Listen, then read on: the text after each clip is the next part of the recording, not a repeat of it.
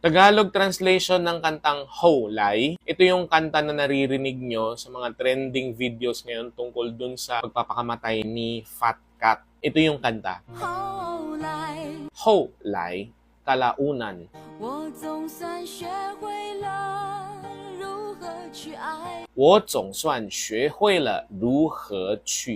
Kahit natuto na akong paano talaga magmahal. Ibig sabihin ng buong sentence ay kahit na nung kalaunan natuto na ako kung paano ba talaga magmahal ng tunay.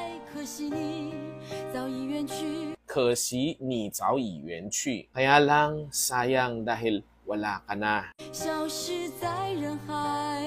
消失在人海. Nag-disappear ka na lang dun sa sea of people. Ang hirap i-translate nito. Sea of people, ibig sabihin sobrang daming tao. And then, nag-disappear ka na lang dun. Nahalo ka na. Andun